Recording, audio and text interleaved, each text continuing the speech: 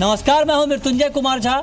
शाम के 5:30 बज चुके हैं और अगले आधे घंटे तक कमोडिटी बाजार पर आपके सवालों का सबसे बड़ा मंच तैयार है। अगर आपने कमोडिटी में ट्रेड किया है या फिर आप ट्रेड करने की योजना बना रहे हैं तो आप सवाल पूछिए। हमारा टोल फ्री नंबर है 1800-180-3545। इसके अलावा आप 0120-4258-237 पर भी अपना सवाल पूछ सकते हैं।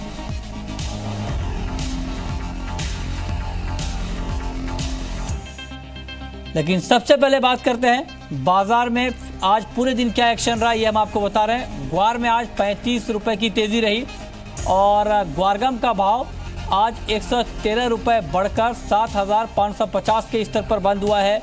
चना वायदा 20 रुपए की मजबूती के साथ 3,429 के स्तर पर बंद हुआ है। जीरे में आज भी तेजी, लगातार दूसरे दिन दाम बढ़े हैं, आज 105 रुपए ऊपर। और टर्मरिक का भाव 22 रुपए ऊपर बंद हुआ है। लेकिन कोरिएंडर में आज 44 रुपए की कमजोरी यहाँ पर दिखी है, 4,525 के स्तर पर यह काउंटर बंद हुआ है। सोयाबीन का वायदा 28 रुपए ऊपर बंद हुआ है क्योंकि चीन ने कई देशों से सोयाबीन और सोयाबीन के इंपोर्ट पर ड्यूटी हटा ली है। उसका इम्पैक्ट, उसका सेंटिमेंटल इम्पैक्ट आज हमने इंडियन मार्केट पर भी देखा। सोया तेल में अभी करीब 1.5 रुपए की मजबूती है और मस्टर्ड का भाव 17 रुपए ऊपर 3,940 के आसपास यहाँ पर ट्रेड कर रहा है। अब बात करते हैं गोल्ड की। गोल्ड में 160 रुपए की 145 रुपए की नरमी, चांदी का भाव 210 रुपए नीचे। इसके अलावा मेटल की बात करें तो कॉपर में करीब 1.25 रुपए की तेजी है। जिंक में मामूली बढ़त 197 के आसपास है भाव। निकल में 8 रुपए की कमजोरी। काफी लंबे समय से मेटल का मार्केट एक रेंज में ट्रेड कर रहा है, बाजार से एक्शन पूरी तरह से गायब है। लेड में मामूली बढ़त, एल्युमिनियम मामूली दबाव के साथ ट्रेड कर रहा है और नेचुरल गैस में मामूली तेजी है और 199 के ऊपर भाव यहाँ पर टिका हुआ है। तो ये है बाजार का ताजा हाल। लेकिन ये गोल्ड का स्पॉट प्राइस है। अगर आपको सोना खरीदना है तो आप ये रेट नोट कर लें। 24 कैरेट गोल्ड का रेट है 30,440 रुपए, 22 कैरेट गोल्ड का रेट है 28,020 रुपए और 18 कैरेट गोल्ड का रेट है 22,943 रुपए। इसमें 3% का जीएसटी शामिल नहीं है। चलिए और अब बात करते हैं एक अहम खबर की, जो खबर आज आई है, जिसका इम्पैक्ट आज हमने मार्केट के ऊपर देखा है। और खबर यह है कि चीन ने सोयाबीन, सोया मील और रेपसीड मील और यहाँ पर कुछ और प्रोडक्ट के ऊपर इंपोर्ट ड्यूटी हटाई है। जिन देशों से इंपोर्ट ड्यूटी हटाई ये हम आपको बता दें। भारत, दक्षिण कोरिया, बांग्लादेश, लाओस और श्रीलंका से इंपोर्ट पर यह ड्यूटी हटाई गई है। 3% की ड्यूटी सोयाबीन पर थी और सोया मिल पर 5% की ड्यूटी थी। ये क्यों हटाई गई है ये भी आपको बता दें। ये इसलिए हटाई गई है कि अमेरिका और चीन के बीच जिस तरह से ट्रेड वार के हालात बने हुए हैं, ट्रेड वार की आशंका और बढ़ रही है और जिस तरह से 25% टैरिफ यहाँ पर इम्पोज किया गया है अमेरिका की तरफ से, उसके बदले एक दूसरे वैकल्पिक मार्केट की तलाश में चीन ने यह फैसला लिया है ताकि बाकी देशों से इंपोर्ट चीन में होता रहे अमेरिका की जगह। अब इसका इम्पैक्ट भारतीय बाजार पर क्या होगा, यहां से कितना एक्सपोर्ट सोया मिल का या बाकी मिल का बढ़ सकता है, ये बताने के लिए हमारे साथ फोन लाइन पर हैं CKED डॉक्टर बीबी मेहता। मेहता जी, स्वागत है आपका। क्या इम्पैक्ट आप देख रहे हैं इंडियन मार्केट के ऊपर? आपसे सुबह भी मेरी बात हुई थी, तब तक तस्वीर बहुत साफ नहीं थी, क्लैरिटी नहीं थी। अब तस्वीर पूरी साफ हो गई है, अब आप अपनी राय रखें। देखिए, एक बड़ी अच्छी खबर है इंडिया के लिए। 2012 तक हम लोग कम से कम 1 लाख टन सोयाबीन मिल और 3 से 4 लाख टन रेपसीड मिल चाइना एक्सपोर्ट करते थे। ठीक है। बाद में जो क्वारंटाइन इश्यू हुआ तो चाइना ने बैन कर दिया, इंडिया से सारे ऑयल मिल बैन कर दिया था। अभी जो ये न्यूज के साथ में जो क्वारंटाइन इश्यू है वो भी सुलझाना पड़ेगा ताकि यहाँ से एक्सपोर्ट हो सके। ना वहाँ रेपसीड लिखा है, रेपसीड मिल नहीं है जो नोटिफिकेशन दिख रहा है अभी। सोयाबीन मिल है, जरूर फायदा करेगा। रेपसीड लिखा है, इंडिया रेपसीड एक्सपोर्ट नहीं करता है, इंडिया सोयाबीन एक्सपोर्ट नहीं कर रहा है। तो अभी वो एक देखना जरूरी है कि भाई रेपसीड के साथ में रेपसीड मिल है या नहीं है। अगर सोयाबीन मिल और रेपसीड मिल दोनों खुल गए तो इंडिया से कम से कम 3 से 4 लाख टन एक्सपोर्ट होगा, क्योंकि हमारा एक्सपोर्ट ऐसा ही नीचे जा रहा था, एक सपोर्ट मिल जाएगा। चलिए, एक बात यहाँ पर साफ आप करें कि 3 से 4 लाख टन एक्सपोर्ट हो सकेगा। अभी कितना हो रहा है? नहीं, अभी तो जीरो है। 2012 से हमारा एक्सपोर्ट बंद हो गया है। उसके पहले 3 से 4 लाख टन होता था मिल और सोयाबीन मिल मिलके जाता था। ठीक है, होपफुली कि भी फिर से एक दफा वो मार्केट खुल जाएगी। ओके, अब एक चीज और बताएं मेहता जी, अगर सोयाबीन के दाम बढ़ते हैं तो क्या इसका कुछ सेंटिमेंटल इम्पैक्ट सोयाबीन की कीमतों पर भी दिखेगा? नहीं, सोयाबीन मिल का दाम बढ़े तो अच्छा ही है, क्योंकि सोयाबीन का भी भाव बढ़ेगा और एक अच्छे सिग्नल किसान को मिलेगा कि भाई सोयाबीन के अच्छे दाम मिलेंगे तो सोइंग बढ़ेगा। तो ये राइट टाइम पे डिसीजन आया है। अगर लेट अस सी, अगर थोड़ा सोयाबीन की भाव बढ़ेगा तो अच्छा ही है, किसान के लिए भी अच्छा है और कंट्री के लिए भी अच्छा है। ओके, तो आप कह रहे हैं कि इस फैसले का एक पॉजिटिव इम्पैक्ट फार्मर्स के ऊपर होने वाला है, किसानों को अच्छा भाव मिलेगा, किसान ज्यादा खेती करेंगे। अब एक चीज आप और बताएं कि कितना बड़ा मार्केट है हमारा ऑयल मिल का, जो आप कह रहे हैं कि 4 से 5 लाख टन एक्सपोर्ट हो पाएगा, तो अगर हम रेवेन्यू के हिसाब से बात करें तो कितना बड़ा मार्केट है ऑयल मिल का इंडिया? 600 से 700 करोड़ की मार्केट है। 600 से 700 करोड़ मार्केट की टोटल जो इंडिया से एक्सपोर्ट हो रहा है आज, वो जो अभी कम से कम 30 लाख टन के करीब एक्सपोर्ट कर रहे हैं। तो हो सकता है उस एक जमाने में 50 लाख टन का एक्सपोर्ट था, फिर चाइना ने बैन कर दिया, ये अपना जो मिडल ईस्ट मार्केट चली गई, ईरान की मार्केट, उसकी वजह एक्सपोर्ट डाउन हुआ है, खासकर सोयाबीन का काफी डाउन हुआ है। एक जमाना में 30 से 40 लाख टन सोयाबीन कर रहे थे, अभी 10 से 12 लाख टन ही एक्सपोर्ट हो रहा है।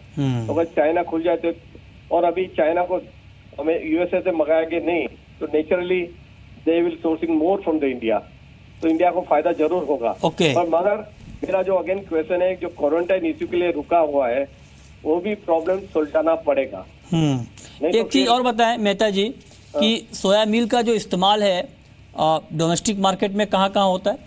नहीं, मेनली इसे पोल्ट्री फीड में इंग्रेडिएंट के रूप में यूज होता है। तो पोल्ट्री फीड में, तो पोल्ट्री आप कह रहे हैं कि जो चारे के लिए, चारे के तौर पे इस्तेमाल होता है पोल्ट्री में? हाँ जी, सोयाबीन मिल पोल्ट्री में जाता है, रैपिड मिल खासतौर पर कैटल फीड में जाता है। तो क्या यहाँ फिर महंगा हो जाएगा? यहाँ जो लोग मुर्गी पालन करते हैं उनके लिए महंगा हो जाएगा? नहीं, ऐसा महंगा, अगर 2-3 लाख गया तो क्या फर्क पड़ने वाला है?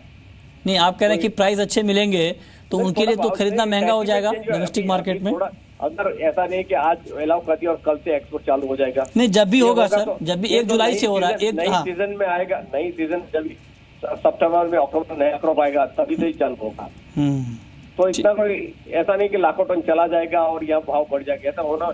और अगर आज सोयाबीन या तो रेपसीड का भाव बढ़ेगा तो एकरेज बढ़ेगा तो प्रोडक्शन भी साथ में बढ़ेगा। ठीक है, तो वो चिंता की बाबत नहीं है, क्लियर ही होना कि वो निकलना। नहीं, मैं ये सारे सवाल आपसे इसलिए पूछ रहा हूँ क्योंकि आप डॉक्टर हैं, तो आपके पास सारे मर्ज की दवा है, आपको मालूम है कहाँ पर दाम बढ़ेंगे, किसको नुकसान होगा, किसको फायदा होगा, इसलिए मैंने ये सारे सवाल आपसे पूछे हैं। नहीं, दरअसल में यही बताओ कि अगर चाइना इम्पोर्ट स्टार्ट कर देगा इंडिया से तो इंडिया के फार्मर के लिए भी अच्छा है, इंडिया की इंडस्ट्री के लिए भी अच्छा है, दोनों के लिए अच्छा है। ठीक है, शुक्रिया आपका मेहता जी हमसे जुड़ने के लिए, इस खबर पर अपनी राय रखने के लिए। और हमारे साथ 2 और खास मेहमान हैं, अजय बहेती हैं मोतीलाल ओसवाल कमोडिटी के, और साथ ही वीरेश हिरेमत हैं कार्बी कॉम्ट्रेड के। आप दोनों का बहुत बहुत स्वागत है।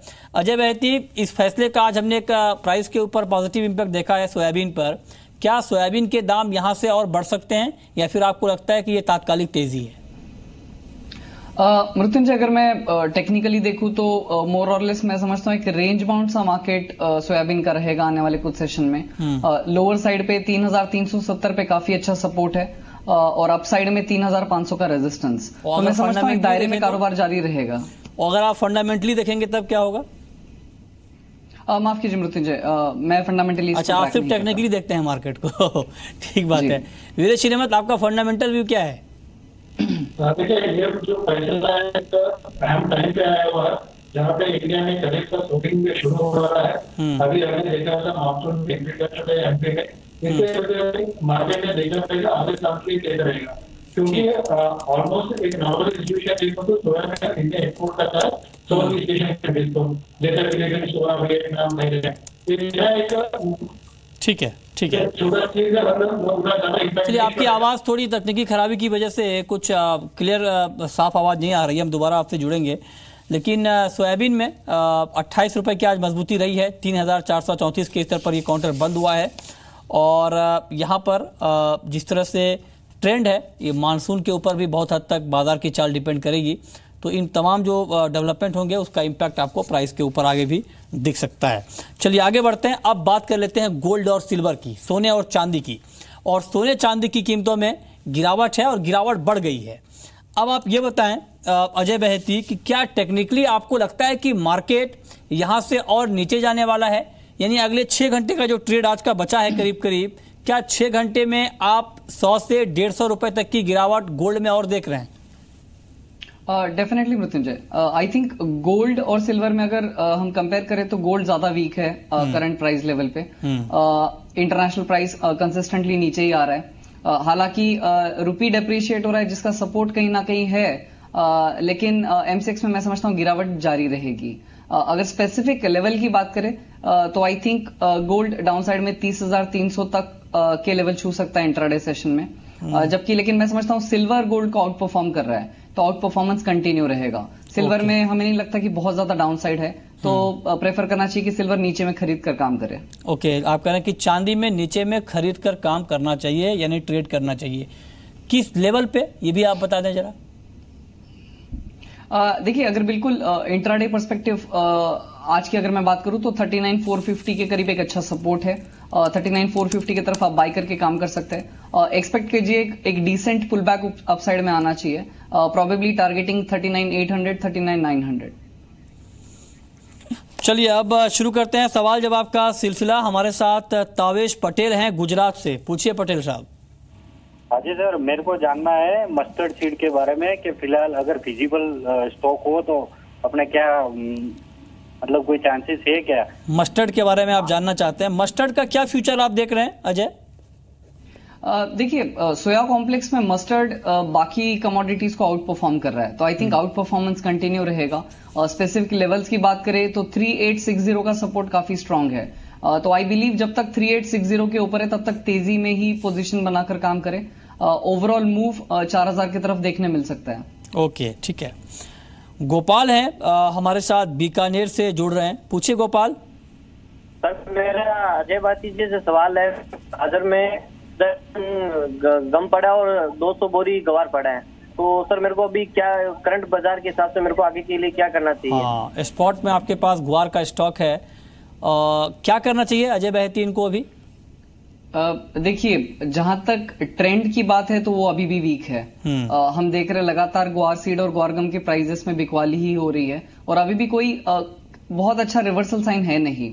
हालांकि इनके पास फिजिकल स्टॉक है, तो मैं ये रेकमेंड करूंगा कि कुछ टाइम के लिए वेट कीजिए, क्योंकि ग्वार सीड में इमीडिएटली जो लेवल है 3500 का वो काफी क्रिटिकल रहेगा लॉन्ग टर्म पर्सपेक्टिव, और ग्वार गम में 7200 7100 का।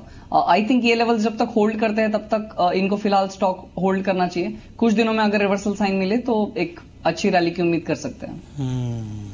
ठीक है, सवाल जवाब जारी है और अगला सवाल है प्रवीण का, हमारे साथ पुणे से जुड़े हैं। पूछिए Praveen. Good evening sir. Good evening, पूछिए। कॉपर में सवाल है। 10 लॉट मैंने खरीदे है सर, 456 के बाउंस है। 456 पर 10 लॉट कॉपर आपने खरीदा है? जी जी, जून कॉन्ट्रैक्ट, वो एक्सपायरी तक भाव दिखने का क्या रेट बताया आपने? क्या 456 सर। 456 और भाव अभी 450 के आसपास है। अजय बहेती रुकना चाहिए एक्सपायरी तक, कुछ उम्मीद करें? आई थिंक अब रुक सकते हैं, क्योंकि अगर आप देखें तो कॉपर में 494 से लगातार बिकवाली है, ऑलमोस्ट 50 रुपए भाव गिर चुका है। मैं समझता हूं इसका 445 447 जोन में काफी क्रूशियल सपोर्ट है। टेक्निकली भी ये काउंटर काफी ओवरसोल्ड है, तो इसमें एक डिसेंट पुल बैक की उम्मीद कर सकते हैं। 445 के नीचे एक स्टॉप लॉस मेंटेन करें। अपसाइड में अगर ये थोड़ा एक्सपायरी तक का व्यू ले रहे हैं तो आई थिंक 455 460 तक एक बाउंस बैक डेफिनेटली पॉसिबल है। पन्ना राम है हमारे साथ, जोधपुर से जुड़े हैं। पूछिए पन्ना राम जी। सर नमस्कार। सर नमस्कार, पूछिए। सर मेरा सर 3 सवाल है सर। एक तो सर गोल्ड पे है सर, मैंने 30,600 पर एक लॉट सर खरीदा सर। 30,600 पे खरीदा है? हाँ, और एक सर एल्युमिनियम मैंने सर वो 149 पर खरीदा सर एक लॉट। ठीक है। और सर एक मैंने सर एक दिन खरीदा सर 197 पर सर, क्या वो सर रुकना चाहिए या सर 157? 3 इनके सवाल हैं, आप बताएं अजय बहेती एक एक करके। 30,600 पर गोल्ड में इनकी बाइंग है, क्या सुझाव है आपका इनके लिए? देखिए, मैंने पहले भी कहा कि गोल्ड में बहुत ज्यादा वीकनेस है। थोड़ा बहुत रुपये का सपोर्ट हमको डोमेस्टिक मार्केट में दिख रहा है, but otherwise I think gold का भाव इनको और नीचे मिलता था। गोल्ड में ज्यादा रुकने की सलाह नहीं रहेगी। अगर एक पुल बैक मिलता है तो आई थिंक इंट्राडे में 30,550 30,600 के करीब ही एक अच्छा रेजिस्टेंस है। ठीक है। इवन 30,550 मिले तो निकल जाए। सेकंड, एल्यूमिनियम में जो इनकी पोजीशन है लॉन्ग साइड में, आई थिंक एल्यूमिनियम में पुराना लो 145.50 का है। अगर ये लो होल्ड करता है तो बाउंस की उम्मीद है, अदरवाइज इनको 145 के स्टॉप लॉस के साथ ये पोजीशन में फिलहाल रुक सकते हैं। ठीक है। और माफ कीजिए, तीसरी कमोडिटी में भूल गया। तीसरा इनका 157 पर बाई है, मेरे ख्याल से जिंक, आई थिंक लेड होगा। हाँ, lead, if I am not wrong. Lead में लॉन्ग पोजीशन में बने रह सकते हैं। एक sort of range bound movement है। लेड जिंक को आउट परफॉर्म कर रहा है और I think outperformance continue रहेगा। लेड में इनको दोबारा से 160 162 तक के लेवल्स देखने मिल सकते हैं। ठीक है, चलिए, तो तीनों सवालों पर ये आपकी राय, लेकिन अब रुक करते हैं अगले सवाल का। हमारे साथ आकाश अरोरा हैं, पूछिए आकाश। नमस्कार सर। नमस्कार, पूछें। सर मैंने 4,500 15 पे 10 लॉट क्रूड माइनस किए हैं। 4,515 पर सर। 4,515 पर आपने, मेरा नुकसान चल रहा है सर। हाँ बिल्कुल बिल्कुल, आपने स्टॉप लॉस नहीं लगाया।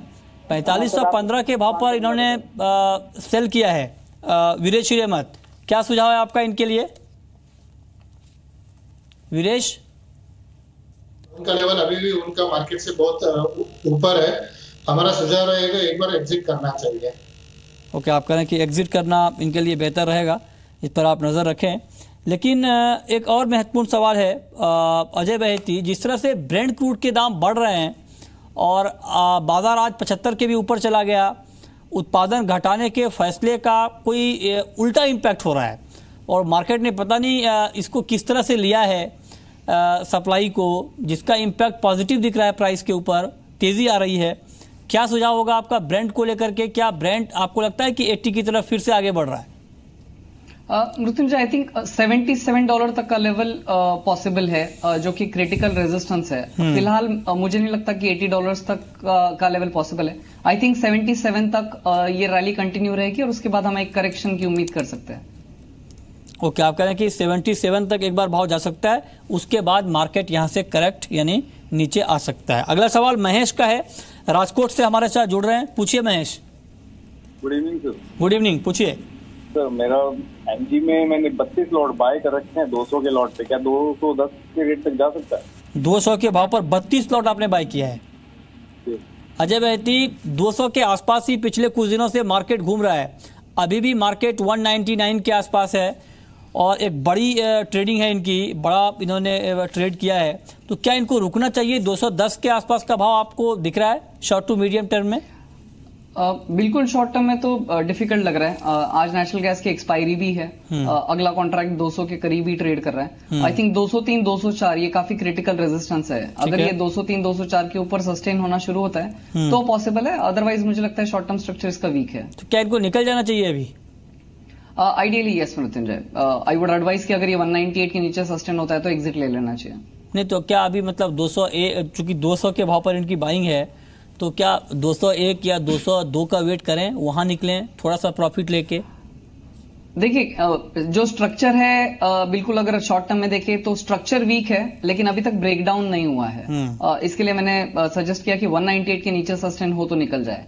अगर 202 203 का भाव मिलता है तो अच्छी बात है ऑब्वियसली। ठीक है, मेटल में आपको निकल और जिंक, ये दो काउंटर आज के लिए और शॉर्ट टर्म के लिए कैसे दिख रहे हैं?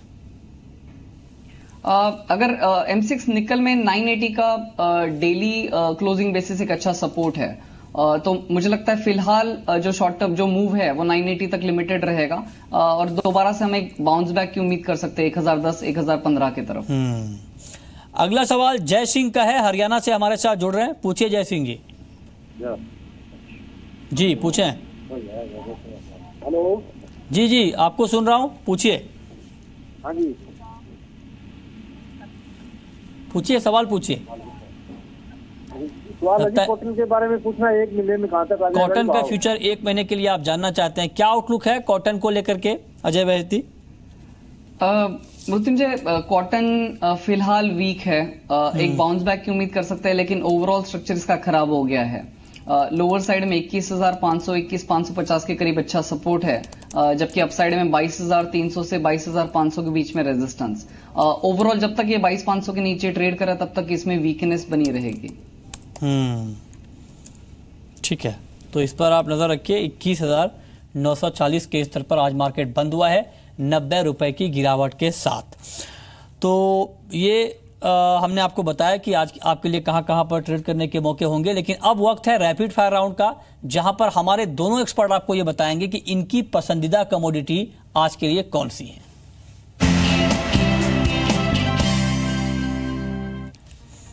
अजय बहती, आपकी पहली rapid fire call. MCX silver में खरीदारी की राय रहेगी 39,450 के लेवल पे। 39,150 का स्टॉप लॉस मेंटेन कर सकते हैं। टारगेट रहेगा 39,800 39,900 का। आपकी रैपिड फायर कॉल वीरेश। मैं गोल्ड में बिकवाली का सलाह दूंगा 30,570 में, टारगेट रहेगा 30,450 और स्टॉप लॉस मेंटेन करना चाहिए 30,650 के। आपकी आखिरी कॉल अजय बहती। कॉपर लॉन्ग कर सकते हैं 47.5 48 के जोन में, 445 के नीचे स्टॉप लॉस मेंटेन करें। टारगेट रहेगा 450 to 453। ओके, चलिए शुक्रिया आप अजय बहती आपका और वीरेश हिरेमठ आपका हमसे जुड़ने के लिए और बताने के लिए कि आज कमोडिटी में कहां पर कमाई के मौके बन रहे हैं। तो फिलहाल इस बुलेटिन में इतना ही।